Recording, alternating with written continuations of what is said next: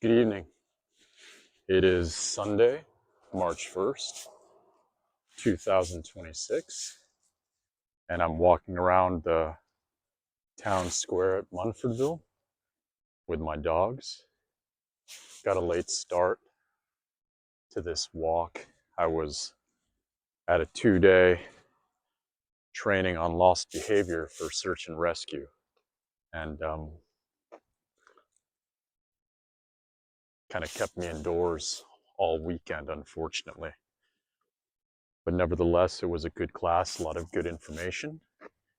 And I just wanted to jump right back in and revisit the idea of epistemic sovereignty that I had introduced over the past 2 walks. But before I do that, I also wanted to acknowledge the fact that our country is at war, and I wanted to express my thoughts and my prayers for all the American servicemen and women who are on the front lines and in harm's way, as well as all of the civilians, and in particular the children, who have the least to do with the cause of war, but inevitably pay the largest price and suffer the most. And I'll end there without getting political, but I thought it was important to acknowledge the reality that we're all living through.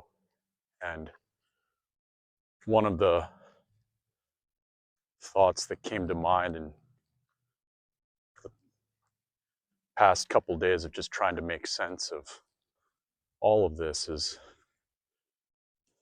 this passage from the book of Jeremiah. And I've always been very bad at rote memorization. It's one of the reasons why I had such an uncomfortable time sitting for 16 hours this weekend in a classroom. So I'll paraphrase, but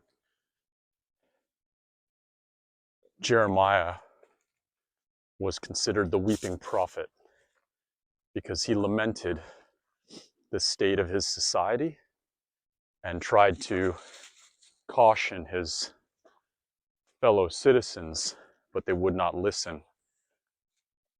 And yet he nevertheless tried to make sense of what was happening and to build an understanding for himself about how to deal with events that seemed so inexplicable and large, and in some ways impossible to justify, like war and the death of innocence. And one of the things that he said that really struck me was a passage from his book.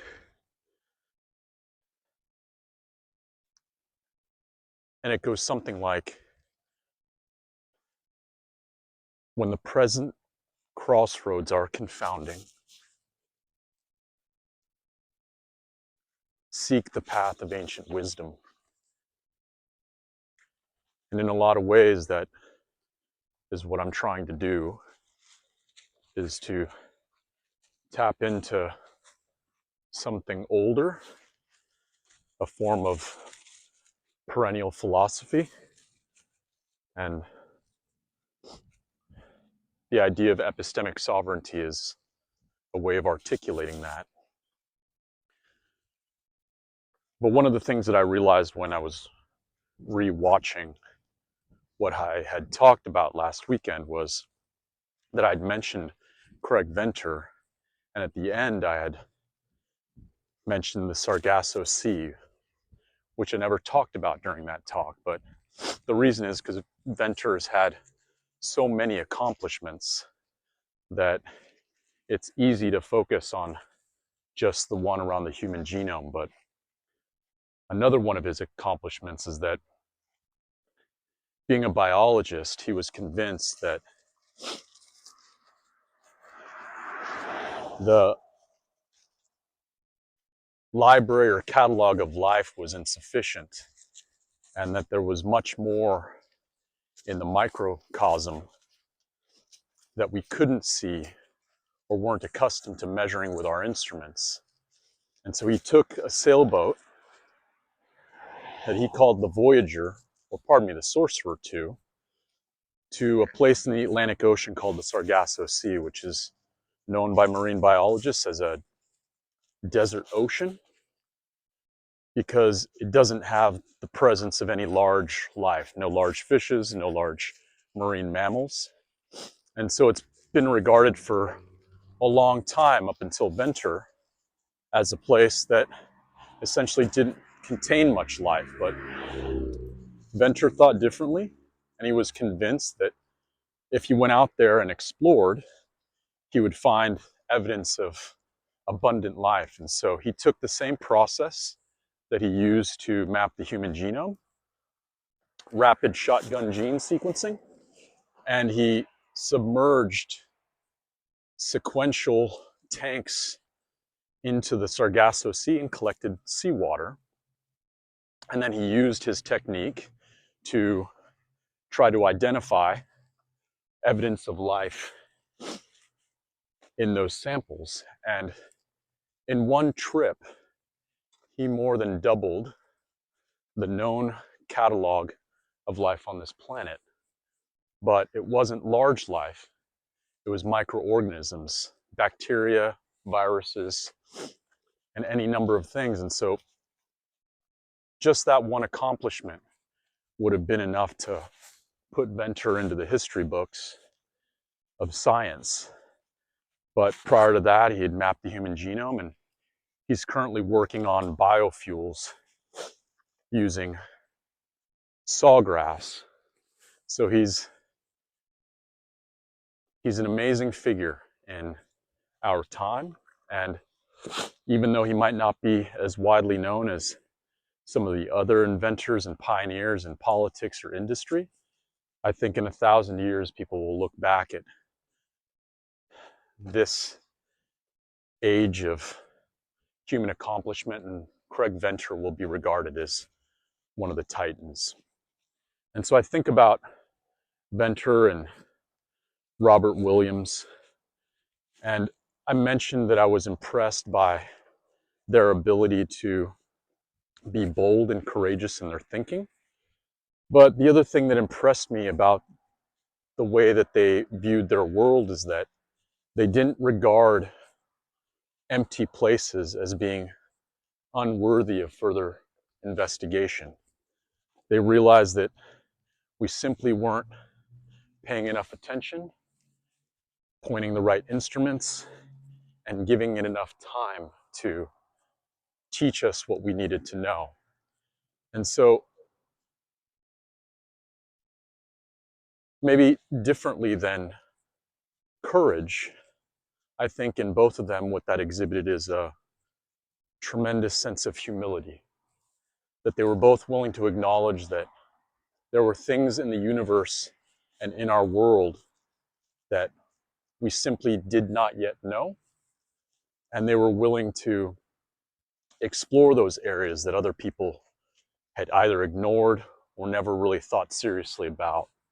And so one of the things that's really important to this idea of epistemic sovereignty is the notion of humility.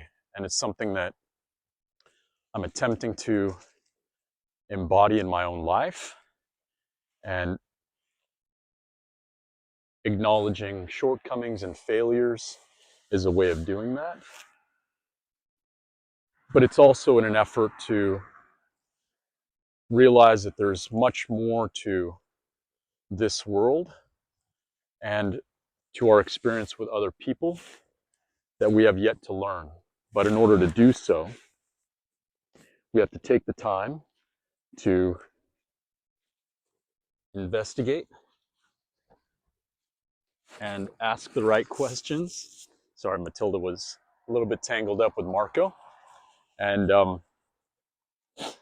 be willing to be humble about the limits of our own understanding. And, I was taught that even in this seemingly long and in some ways uncomfortable classroom that I was sitting in today. We were essentially learning about the psychology of lost persons and using statistics to help us understand what happens in situations where people lose themselves on a trail or in a city or in woodlands, and how people effectively locate them. And the database that's used was developed 30 years ago, and it's still active and collecting data now, and it's been updated every few years since, and it's called the International Search and Rescue Incident Database, or ISRID. And there was a lot of information covered, most of which I didn't retain, quite frankly. But one of the things that really stuck out to me was the importance of a good map. It's the starting point for just about any exploration, is to have an accurate map of the territory. And I think that applies both to external maps in the physical world, as well as internal maps of our own mind and emotions and psychology. And epistemic philosophy, or more specifically, this idea of epistemic sovereignty, is partly an attempt to create an accurate and realistic and therefore humble internal map of my own mind and my own thinking. And the other thing that it taught me is that irrespective of the tools you use, and data, like statistics, is just a tool, in the same way that cars or compasses or GPS is a tool, it still requires human discernment. The individual still has to make a decision about how to regard that data as being relevant and how to discard or use that data if it's considered helpful and true. And so those two things really stood out to me in the course of these past 2 days, is having a good mental map and maintaining agency through discernment, knowing what to consider important and what to disregard for any particular course of action. And the other thing that stood out to me is just the people in the room. We had about 30 participants in this class, and they came from all different walks of life. Some of them were farmers, others were law enforcement or retired and active duty soldiers, volunteer and career firefighters, and nurses. And all of them donated 2 days of their weekend in order to be more effective at locating and helping and potentially saving others. And what that reinforced is this idea that the domain of human knowledge is so vast, and it's really important to look at one another as sources of new information and wisdom, and to not discount our fellow human being, our citizen, our neighbor, because they occupy a different domain than we do. And especially now when the world seems so chaotic and unpredictable and in a lot of ways dangerous, I want to try and reinforce this idea in myself that it's important not to be suspicious of our fellow human being in a way that dehumanizes or diminishes their life, their agency, their value, and to try and find a way to collaborate and make peace and share knowledge. And it's getting dark. I don't even know how well the image is going to come through on this, but I wanted to record something because this is part of my habit, my discipline. And as you can probably tell, my camera work sucks. And I try and just do one take.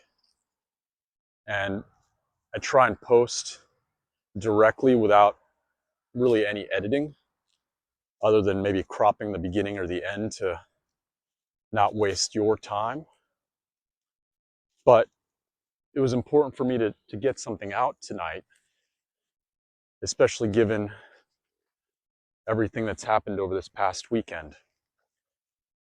I hope the next few days are trending towards calm and peace. Next weekend, I have plans to go camping, and so I hope to be able to see you again next weekend in front of a campfire and a tent. And over this next week, I wish you all well, and I hope everyone is safe. And I'll look forward to talking to you soon. Thank you.